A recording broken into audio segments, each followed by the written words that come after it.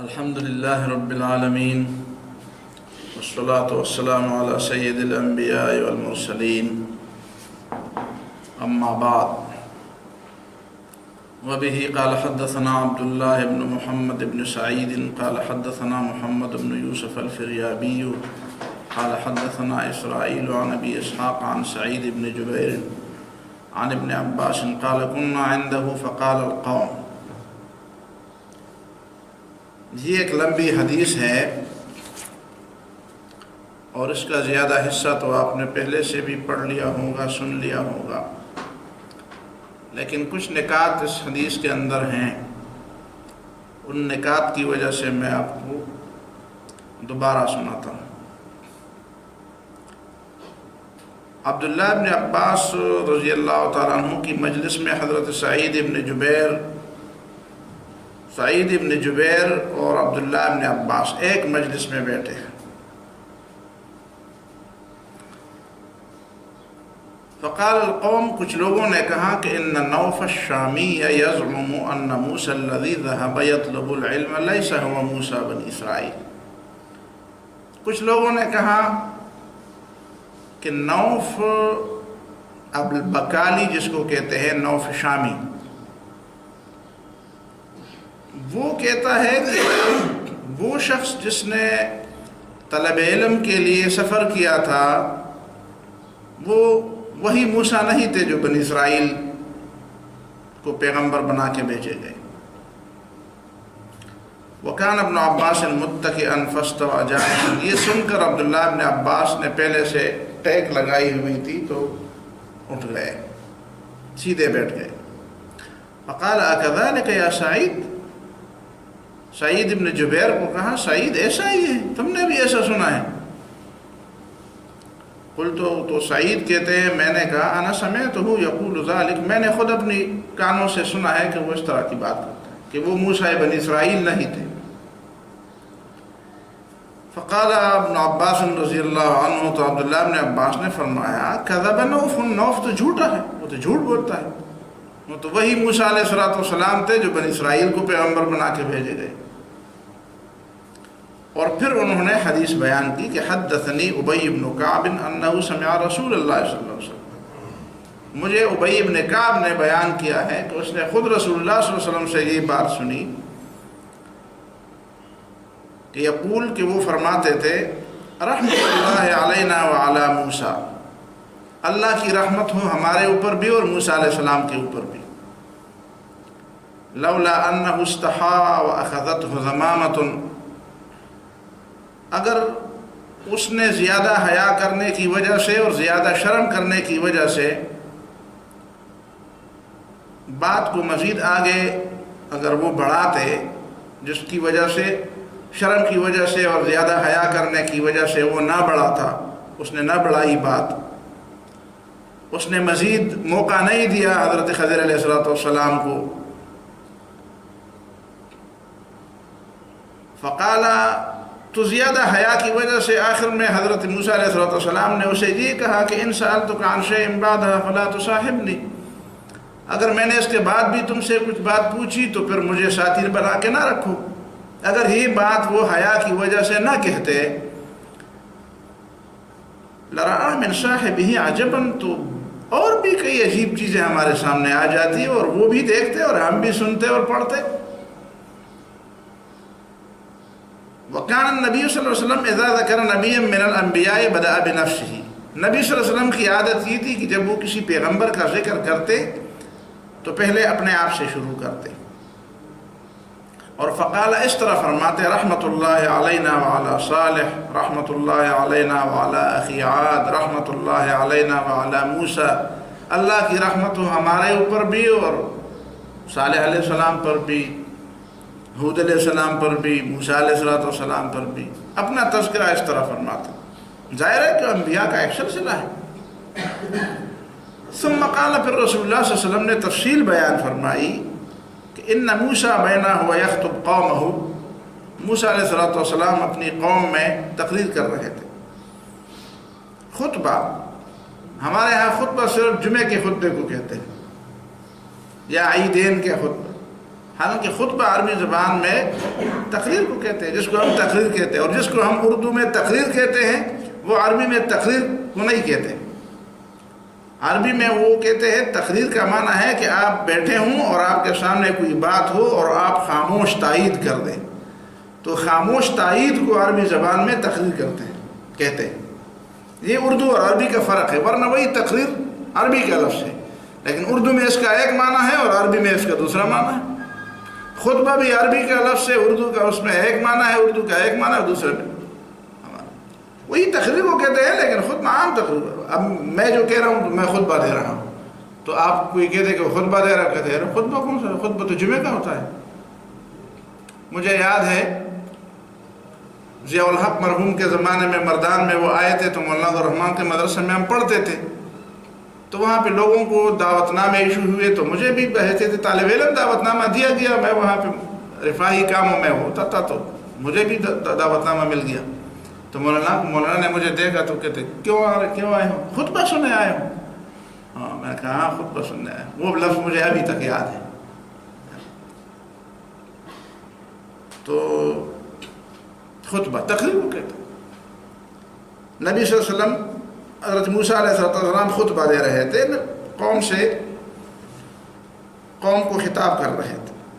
اذ قال لهم، اور خطبے کے دوران موسیٰ علیہ السلام نے فرمایا ما فی الارض احد اعلم منی، زمین کے اندر مجھ سے زیادہ بڑھ کر عالم کوئی نہیں۔ یہ دراصل میں ایک سوال کے جواب میں، شاید مخاطب میں سے کوئی زیادہ متاثر ہوا ہوگا تو اس نے پوچھا کہ آیا تم سے بھی زیادہ بڑھ کر کوئی عالم ہے؟ موسیٰ علیہ السلام نے کہا نہیں، میں پورے روئے زمین پر سب سے بڑا عالم۔ ٹھیک کہا اس نے، بڑے عالم تھے۔ پیغمبر جو ہوتا ہے، رسول جو ہوتا ہے، اس پہ وحی آتی ہے، تو بڑے عالم تھے۔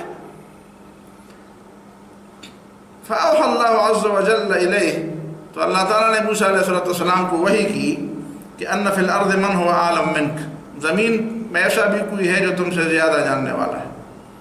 اب یہ بات اللہ تعالیٰ کو اس لیے ناگوار گزری کہ پیغمبر کا جو مقام ہے اس مقام کے حوالے سے اسے چاہیے تھے کہ وہ بات کو اللہ تعالیٰ کے حوالے کر دیتے۔ پہلے یہ پوچھے کہ اللہ عالم، سب سے بڑھ کر علم تو اللہ تعالیٰ کے پاس ہے، لیکن انسانوں میں اللہ تعالیٰ نے مجھے پیغمبر بنایا ہے تو ظاہر ہے پیغمبر کے پاس علم زیادہ ہوتا ہے۔ بس اسی بات، اتنی بات تھی، اور اتنی بات کے لیے موسیٰ علیہ السلام کو پھر دوبارہ سفر کرایا گیا۔ آج ہمارے ہاں کتنی غلطیاں ہم سے ہوتی ہیں، لیکن اگر کوئی کسی کو کہہ دے کہ تم ذرا دوبارہ پڑھ لو، ذرا قرآن کو بھی پڑھ لو، ذرا حدیث کو بھی پڑھ لو، ذرا کتابوں کو بھی پڑھ لو، تو اس کو کتنا برا لگتا ہے، اس لیے کہ لوگوں کے اندر علم کا شوق نہیں ہے۔ اور علم کا شوق ہو اور اپنے آپ کو سمجھانے کا شوق اور جذبہ ہو تو وہ تو پیدائش سے مرتے دم تک لوگ علم حاصل کرتے ہیں۔ ایسے علماء ہم نے پڑھا ہے، اپنے کتابوں میں بے شمار علماء کے بارے میں پڑھا ہے کہ بستر مرگ پر تھے، عین جانکنی کے وقت وہ مسائل حل کر رہے ہیں، لوگوں کے بتا رہے ہیں، لوگوں کو مطالعہ کر رہے ہیں۔ تو موسیٰ علیہ السلام تو علم کے پیاسے تھے، جو ٹھیک ہے اللہ تعالیٰ کا حکم ہے مزید سیکھو، تو اس کے ساتھ میں جانا چاہتا ہوں۔ آج 2 پوڑیوں والا حکیم بن جاتا ہے اور اسے کہا جائے کہ تمہیں کچھ نہیں آتا تو کہتے ہیں مجھے سب کچھ آتا ہے۔ وآیت ذالک، تو اللہ تعالیٰ نے اس کی نشانی بھی یہ بتا دی کہ ان تزود حوتا مالحا، ایک مچھلی پکڑ لو، اس پہ نمک لگا دو، وہ اپنے ساتھ رکھو۔ فَإِذَا فَقَدْتَهُ، جب وہ مچھلی گم ہو جائے، مری ہوئی مچھلی گم ہو جائے، فَهُوَ حَيْثُ تَفْقُدُهُ، تو وہ بندہ تمہیں وہیں پہ ملے گا جہاں پہ وہ مچھلی گم ہو گئی۔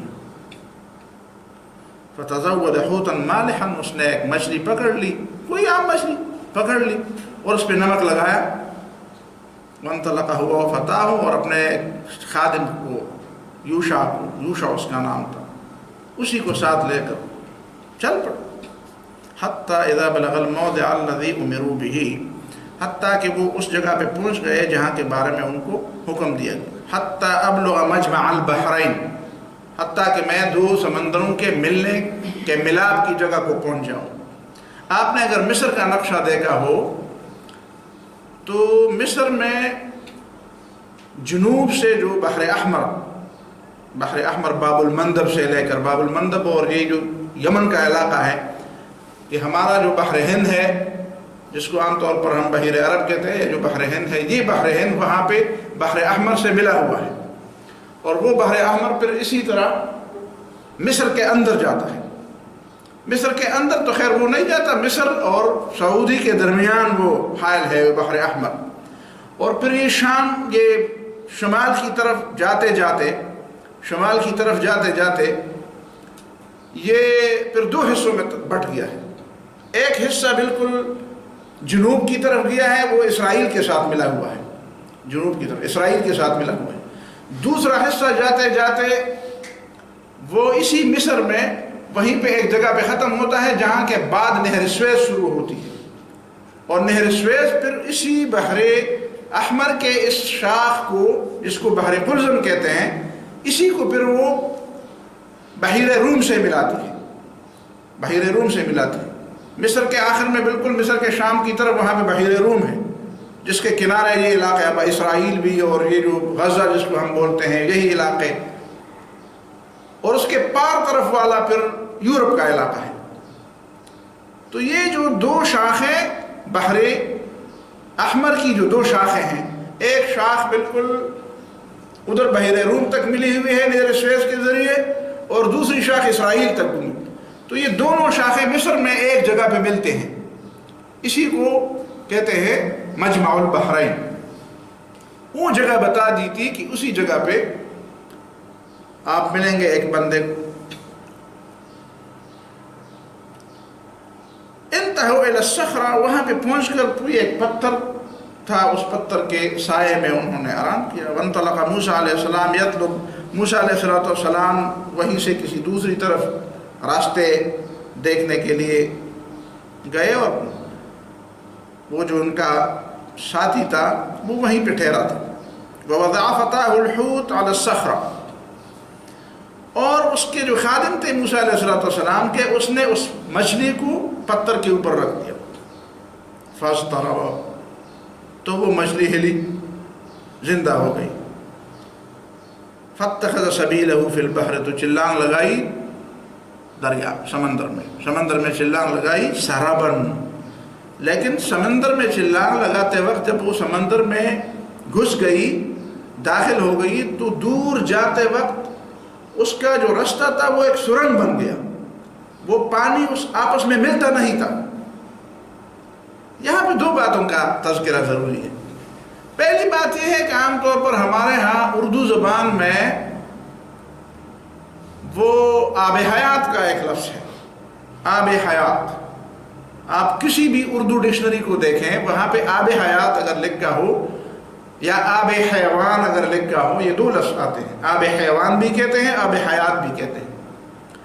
تو کہتے ہیں کہ یہ ایک پانی ہے کسی جگہ پہ، کوئی شخص اگر اسے پی لے تو پھر اسے موت نہیں آئے گی۔ اور دراصل سکندر اعظم اور خضر علیہ السلام دونوں اس پانی کے طلب میں نکلے تھے، اور جب وہاں پہ پہنچ گئے تو خضر علیہ السلام نے وہ پانی پی لیا، اور سکندر نے نہیں پیا۔ اس نے کہا نہیں، میں ساری عمر زندہ نہیں رہنا چاہتا۔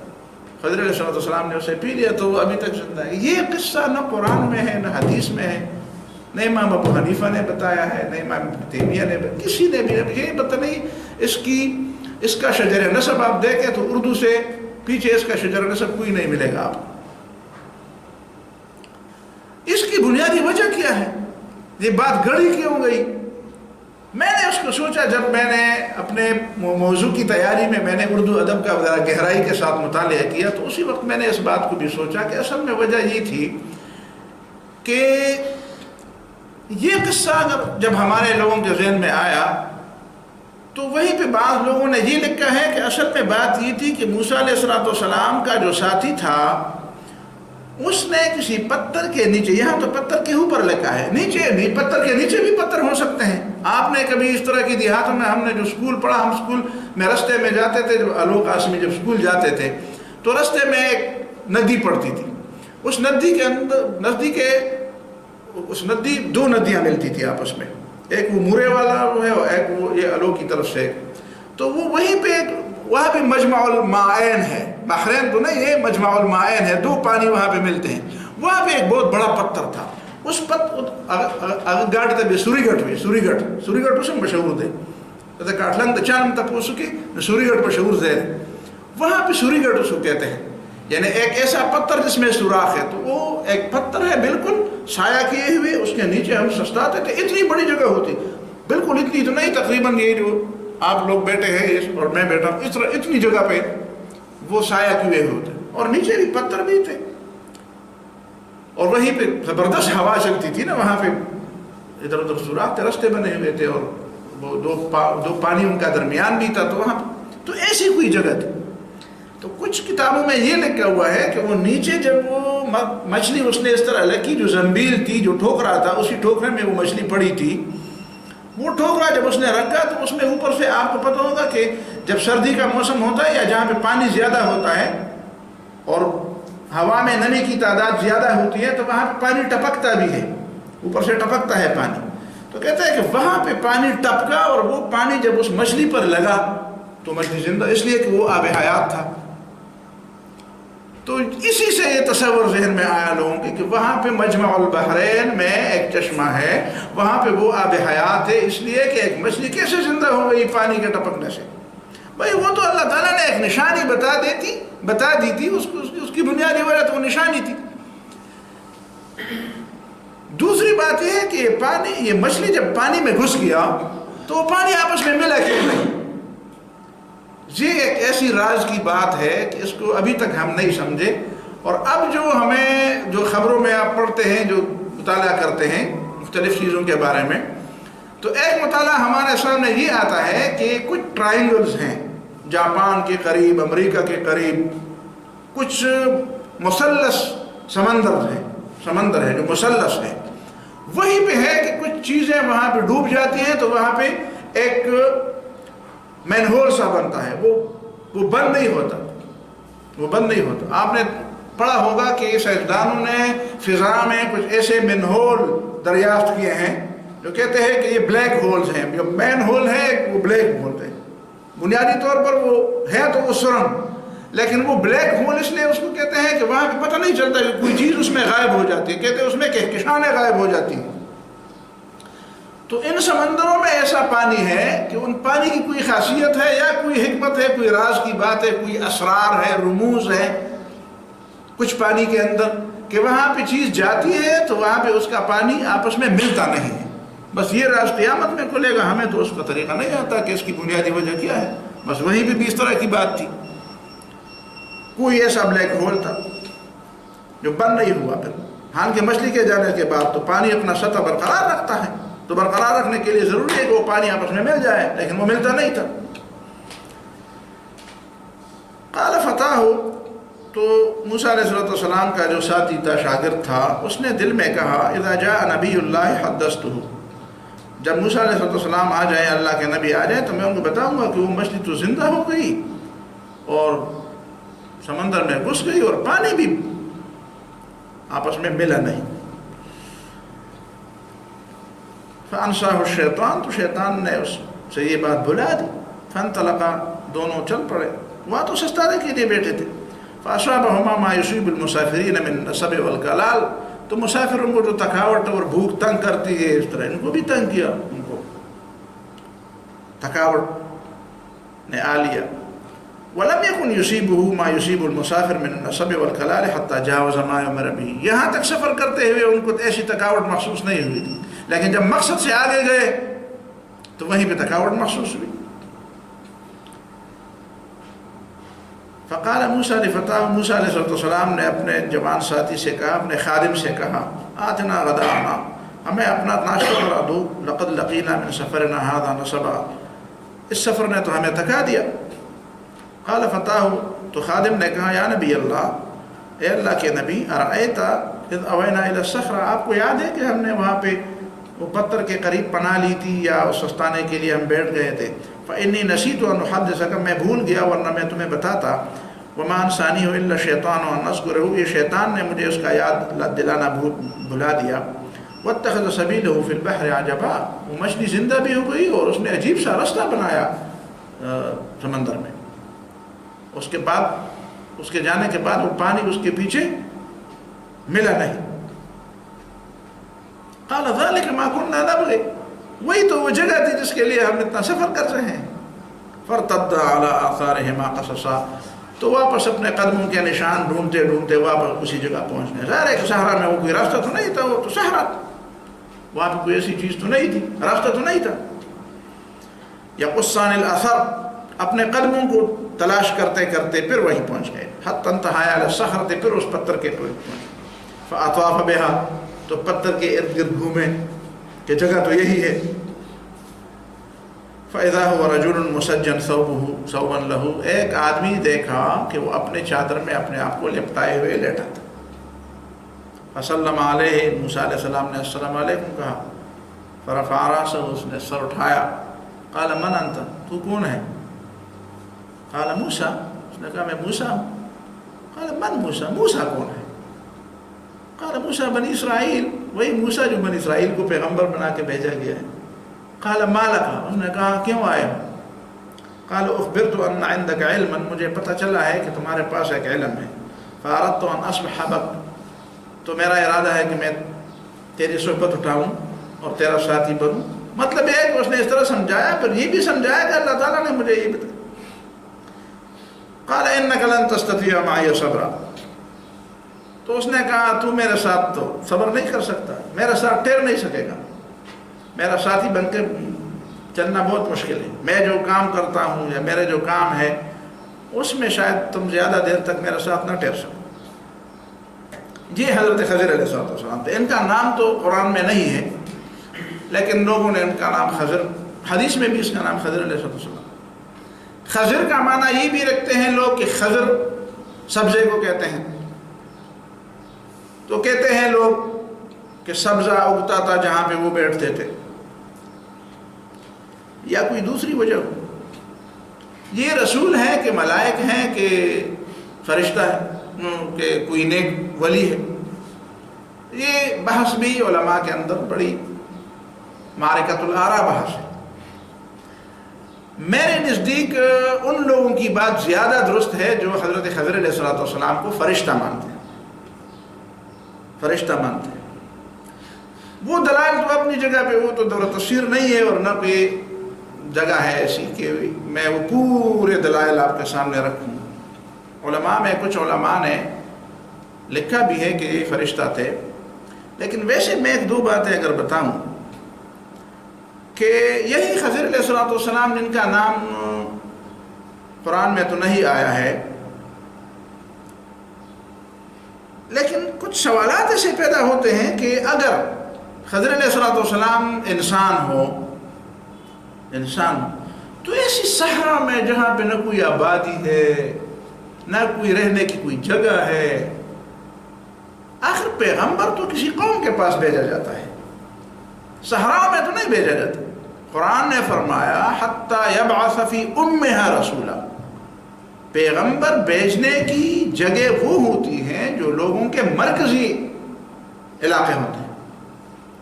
جتنے بھی انبیاء اللہ تعالیٰ نے بھیجے ہیں، جو انبیاء ہمیں پتہ ہے وہ انبیاء اللہ تعالیٰ نے بڑے بڑے شہروں میں یا مرکزی شہروں میں اللہ تعالیٰ نے بھیجے. دیہاتوں میں جہاں پہ ایک دو گھر ہوتے یا نہیں ہوتے وہاں پہ ایک پیغمبر کو بھیجے، تو ظاہر ہے کہ پیغمبر جہاں پہ بھیجا جاتا ہے وہ اپنے رہائش کی جگہ کو مرکز بنا لیتا ہے اور اللہ تعالیٰ کے حکم کے بغیر وہاں سے ٹلتا نہیں ہے، اس لیے کہ وہ مرکزی جگہ ہوتی ہے اور وہاں پہ لوگوں کو وہ سمجھاتا ہے. پھر اگر وہاں پہ عذاب آتا ہے تو اللہ تعالیٰ حکم دیتا ہے کہ تم یہیں سے چلے جاؤ. تو خضر علیہ السلام صحرا میں کیسے پیغمبر بنا کے بھیجے؟ پہلی بات. دوسری بات یہ ہے کہ انسان جب انسان کے سامنے آتا ہے اور اس کا مہمان بنتا ہے، اسے پتہ ہے کہ موسیٰ علیہ السلام کون ہے.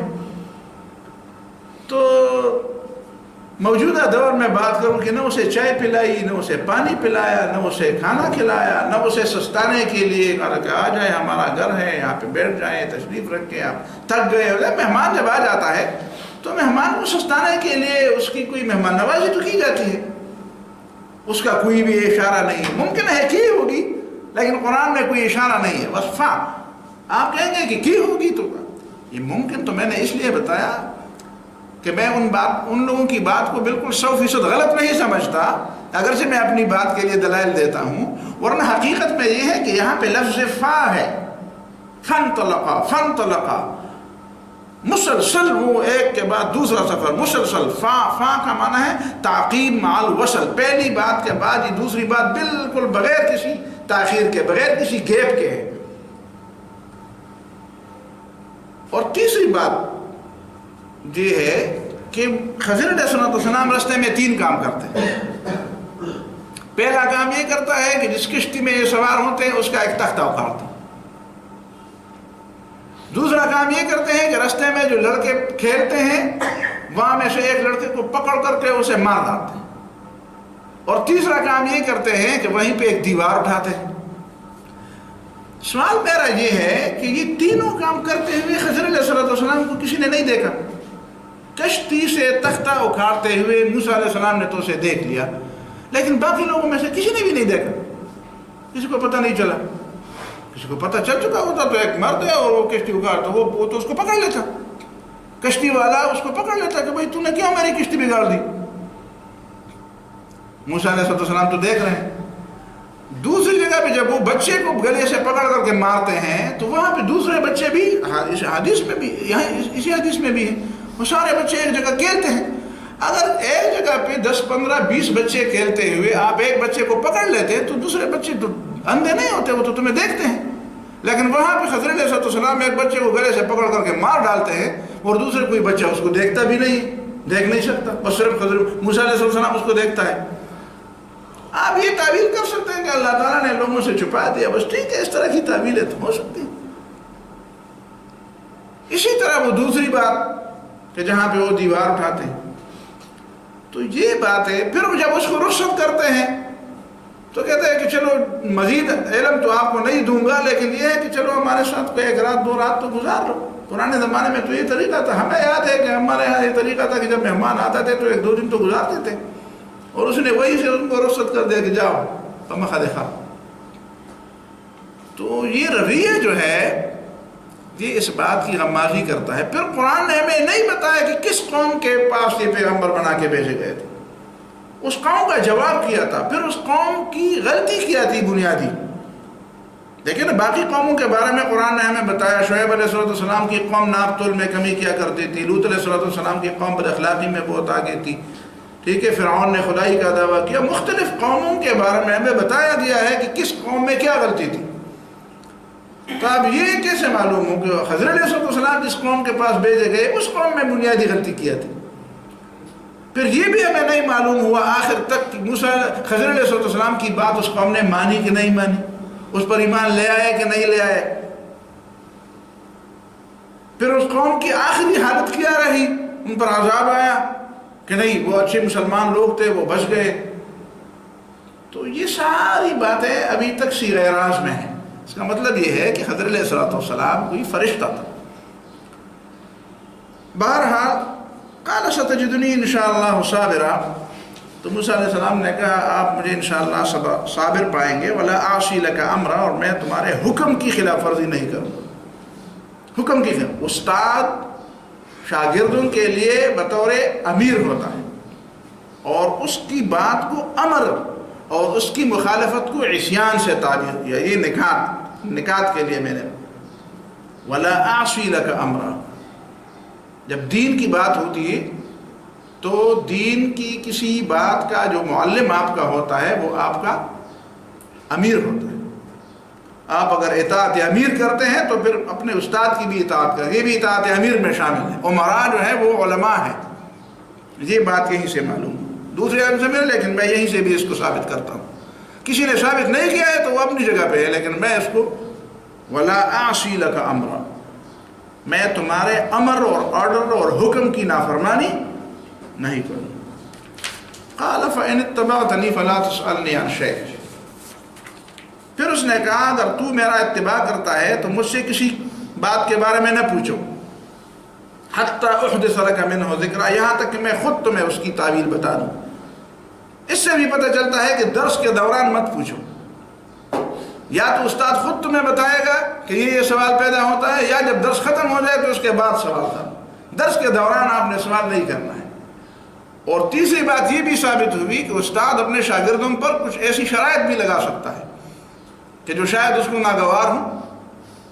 مثلا ایک جگہ پہ آپ دیکھتے ہیں، ایک کالج میں، ایک یونیورسٹی میں آپ داخلہ لیتے ہیں، آپ کو کچھ فارم فل کرنے پڑتے ہیں، آپ کو کچھ ایفیڈیوٹ دینے پڑتے ہیں، آپ کو کچھ شرائط طے کرنے پڑتے ہیں، آپ کو کچھ چیزیں ماننی پڑتی ہیں، یہاں پہ یہ پابندی ہے، یہاں پہ یہ پابندی ہے۔ تو سیاست کے بگوتے نوے جتی بنے جوڑے، تو کچھ پابندیاں ہوتی ہیں۔ تو ہر استاد کو یہ حق ہے کہ وہ اپنی کلاس کے لیے کوئی پابندی کا کوئی وہ جاری کر دے۔ اور چوتھی بات یہاں پہ یہ ہے کہ بغیر پوچھے آپ اپنے استاد کی بات مانیں گے تو تب مجتہد بنیں گے۔ پہلے مقلد بنو، استاد کا تابعدار بنو، استاد کی بات مانو، اس کے بعد پھر مجتہد بنو گے۔ یہ نہیں کہ پہلے دن آپ درس میں بھی شریک ہوئے اور پہلے دن مجتہد بھی بنے۔ مجتہد بننے کے لیے پہلے کچھ ان راستوں، اتباع کے راستوں پر چلنا پڑتا ہے، اس طرح آدمی مجتہد نہیں بنتا۔ فانطلقا، بس ٹھیک ہے، ایگریمنٹ ہو گیا۔ ایگریمنٹ کے لیے ضروری نہیں ہے کہ وہ بالکل اسٹامپ پیپر پر لکھا ہوا ہو، وربلی ایگریمنٹ ہو گیا، زبانی ایگریمنٹ بھی ایگریمنٹ ہے۔ فانطلقا، دیکھیں بات ہو گئی، فانطلقا فوراً، پانی پیے بغیر، کھانا کھائے بغیر، سستائے بغیر، فانطلقا فوراً چل پڑے، چلے سبق سکھائیں۔ لیکن سبق اس طرح نہیں کہ آج بیٹے میں آپ کو پڑھاؤں۔ یہ ایک ایسا سبق ہے جو راستے چلتے چلتے، یہ جو آپ نے پڑھا ہوگا فلاسفہ کے بارے میں، کچھ فلاسفہ تھے ہماری کتابوں میں پڑھتے، مدارس میں جو جنہوں نے پڑھا ہوتا ہے اسے پتہ ہوتا ہے، مشائین اس کو کہتے ہیں، مشائین فلاسفہ کا ایک گروہ تھا، ان کا الگ ایک طریقہ ہوتا تھا۔ ان کو مشائین کیوں کہتے تھے؟ وہ ایسے اساتذہ ہوتے تھے جو راستے چلتے چلتے طالب علموں کو پڑھاتے تھے۔ ہمارے ہندوستان کے باقی کچھ اساتذہ کے بارے میں بھی یہ ہے کہ استاد کے پاس وقت نہیں ہوتا تھا، تو ایک طالب علم ہوتا تھا جی مجھے پڑھائیں آپ، نہیں میرے پاس وقت نہیں ہے۔ آپ کے پاس وقت نہیں ہے، ٹھیک ہے، تو آپ جب گھر سے نکلتے ہوئے مدرسے جاتے ہیں، درسگاہ پہ جاتے ہیں، تو میں رستے میں آپ کا ساتھ دوں گا اور اسی رستے پہ آپ مجھے پڑھائیں۔ تو یہ مثالیں موجود ہیں کہ استاد گھوڑے پر سوار ہے اور طالب علم پیدل پیدل دوڑ رہا ہے، اور استاد اس کو سمجھا رہا ہے، وہ دوڑ رہا ہے، دوڑتے دوڑتے وہ پڑھ بھی رہا ہے۔ ایسی مثالیں کتابوں میں آپ موجود ہے۔ آپ مولانا مناظر حسن گیلانی کی کتاب پڑھ لیں، بر صغیر میں مسلمان کا نظام تعلیم و تربیت پڑھ لیں، اس میں ایسی مثالیں موجود ہیں، دوسری کتابوں میں بھی موجود ہیں۔ فانطلقا، تو یہ مشائین کا طریقہ یہیں سے لیا گیا ہے، راستے چلتے ہوئے پڑھاتے ہیں۔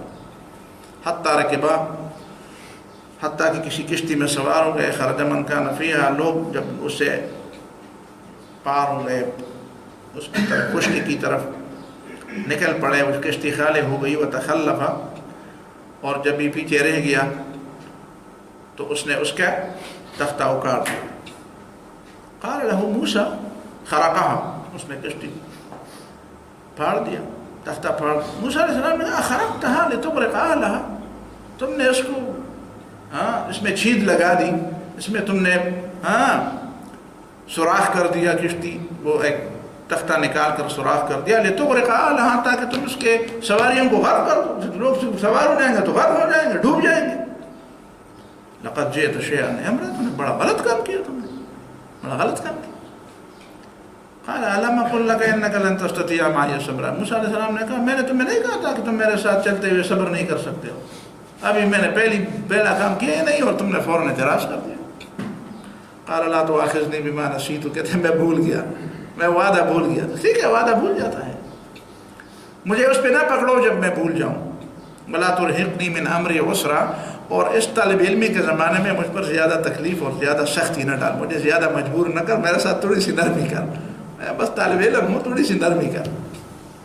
طالب علم کے ساتھ نرمی ہونی چاہیے، لیکن کچھ نہ کچھ اس کو سمجھانا بھی چاہیے۔ فانطلقا، بس اس نے کچھ بھی نہیں بولا، ٹھیک ہے، آگے۔ فانطلقا، فوراً نکل پڑے۔ حتیٰ اذا اتیا علی غلمان یلعبون، کچھ لڑکوں کے قریب سے گزرے جو کھیلتے تھے، بچے کھیلتے ہیں تو لوگ کھیلتے تھے۔ علی ساحل البحر، سمندر کے کنارے کھیلتے تھے۔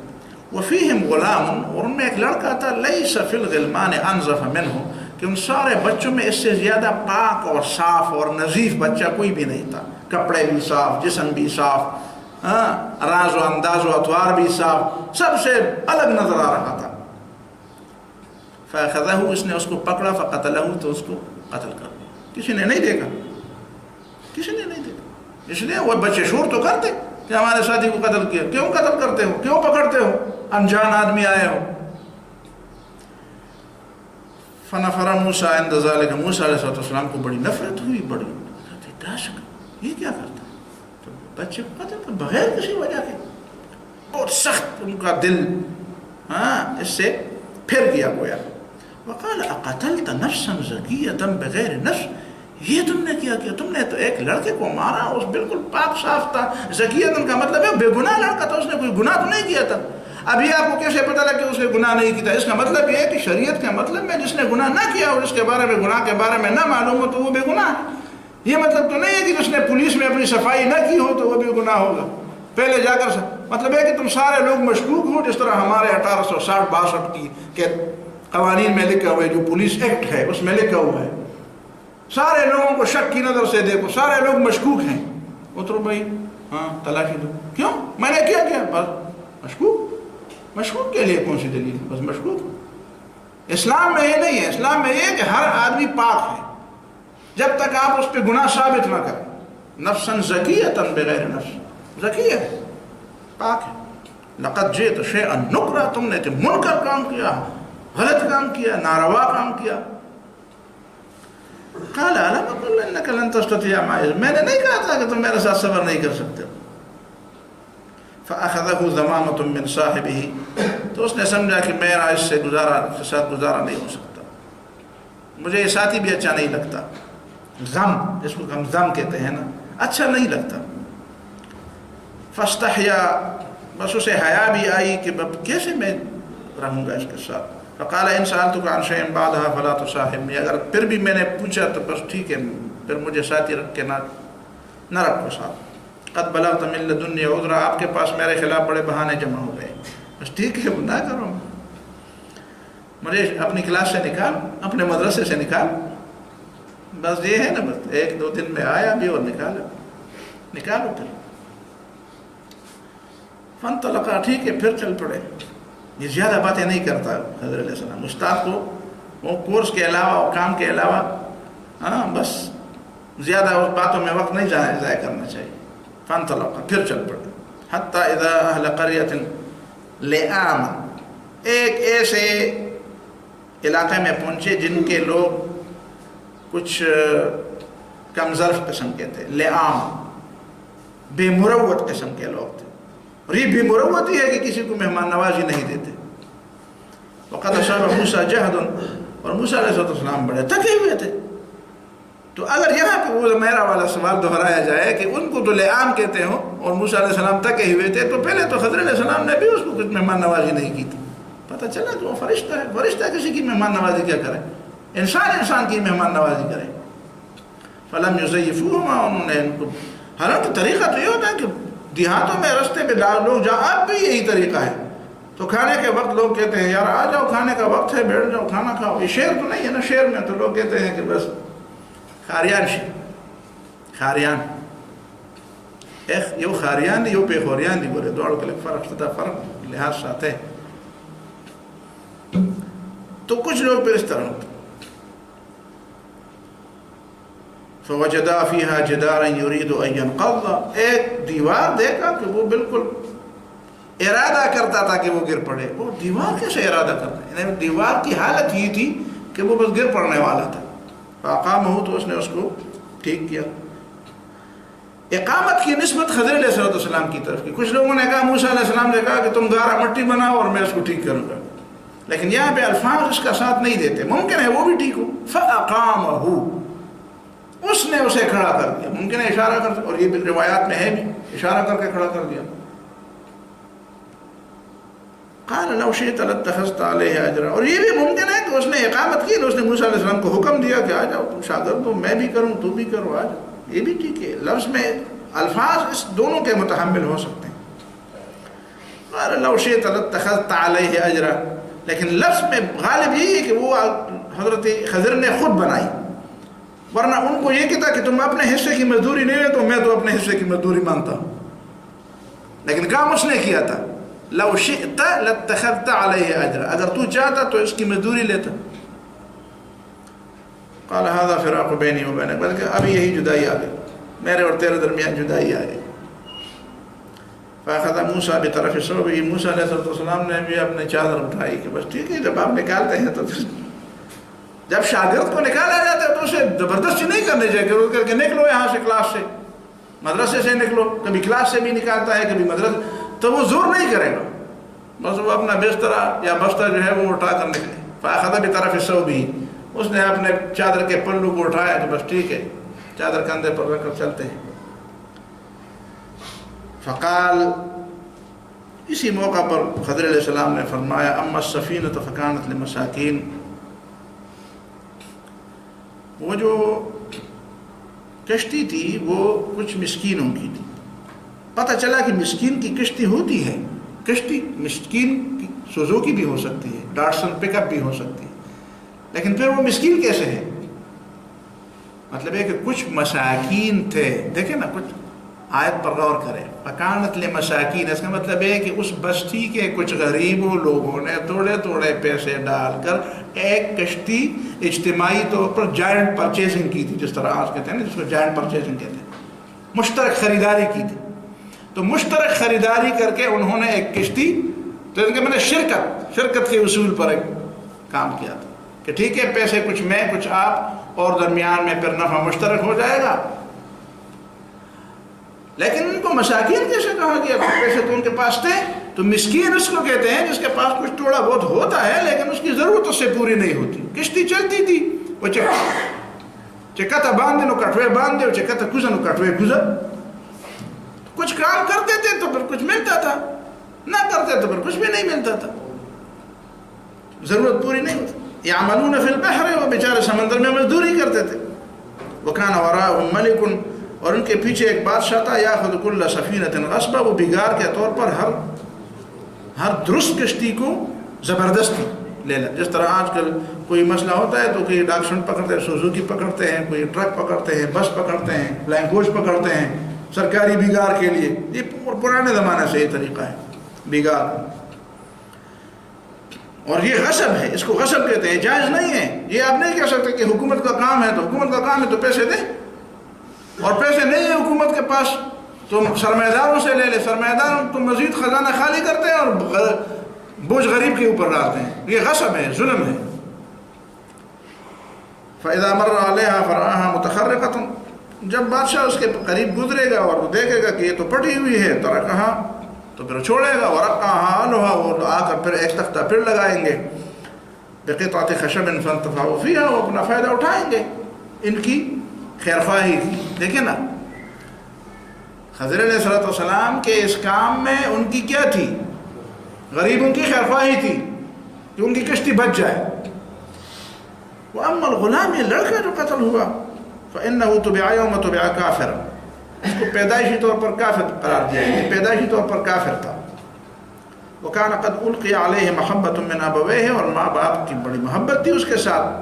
لو عاش لأرهقهما طغیانا وکفرا, اگر یہ زندہ رہتا تو اپنے ماں باپ کو کفر پر مجبور کرتا. یہاں پہ دو باتیں سمجھنے کی. اللہ تعالیٰ آزمائش کرتا ہے, اللہ تعالیٰ کو حق ہے بندے کو آزمائے. انما اموالکم و اولادکم فتنہ, تمہارا مال اور تمہاری اولاد تمہارے لیے آزمائش ہے. تو آزمائش کے طور پر اللہ تعالیٰ نے اس کو اس کے ماں باپ کے لیے بطور آزمائش پیدا کیا.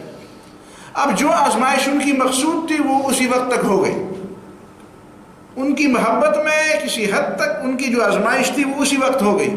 اب اس سے آگے جو اگر وہ زندہ رہتا تو قرآن یہ بتاتا ہے فَخَشِينَا أَن يُرْهِقَهُمَا, ارہاق کا مطلب ہے کہ اجبار.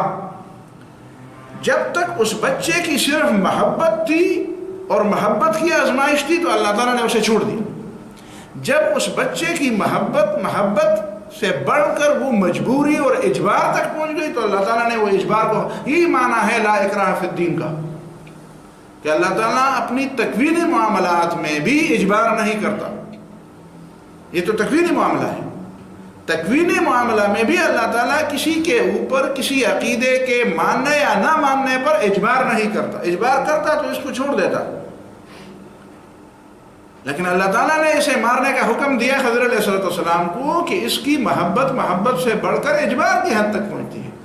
یہ بچہ پھر ماں باپ پر جبر کر کے ان کو کافر بنائیں گے. تو اس جبر سے بچانے کے لیے اور ان کے ایمان کو بچانے کے لیے اللہ تعالیٰ نے اس سے لے لیا.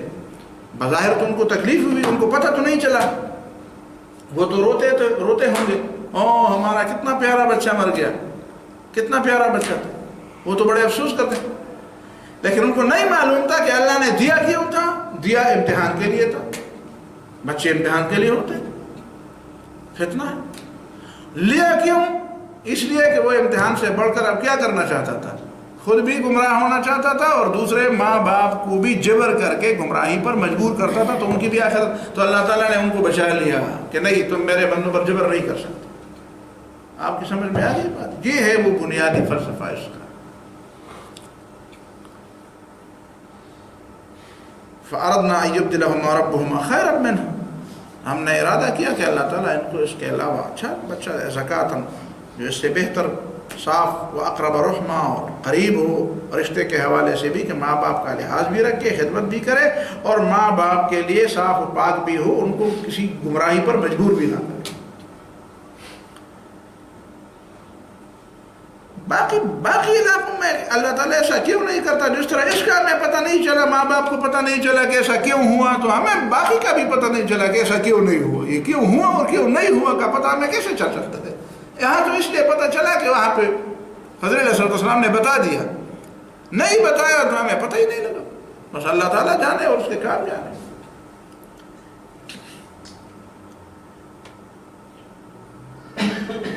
بہرحال اللہ تعالیٰ نے پھر ان کو ایک دوسرا بیٹا دے دی. وَأَمَّا الْجِدَارُ فَكَانَ لِغُلَامَيْنِ يَتِيمَيْنِ فِي الْمَدِينَةِ, اور یہ دیوار دو یتیم لڑکوں کی تھی جو شہر کے اندر تھے. وَكَانَ تَحْتَهُ كَنْزٌ لَهُمَا, اور اس دیوار کے نیچے خزانہ تھا, تو باپ نے چھوڑا تھا.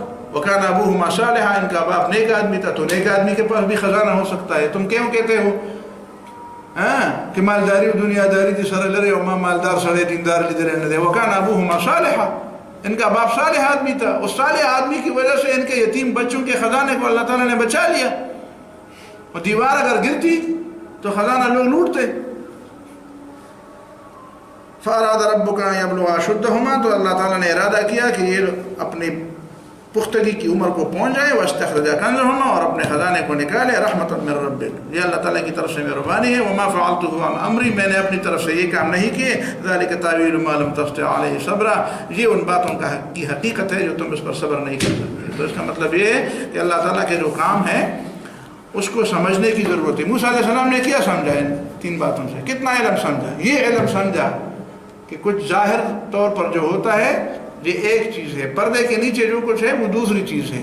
ہمارے علم میں اعتراض ہم تب کرتے ہیں, کائنات میں کئی باتوں پر ہم اعتراض کرتے ہیں اس لیے کہ پردے کے نیچے جو کچھ ہوتا ہے اس کا ہمیں علم نہیں ہوتا. اس کے نیچے ہمیں علم ہو تو دنیا میں جن لوگ علم کے پاس علم ہے وہ اس طرح کا علم تو ہے, اور اسی وجہ سے ان کو آزمایا جاتا ہے. لیکن حقیقت کا علم وہ اللہ تعالیٰ کے پاس ہے. وآخر دعوانا. فیض محمد صاحب کے ایک دوست تھے, فات پا گئے ہیں.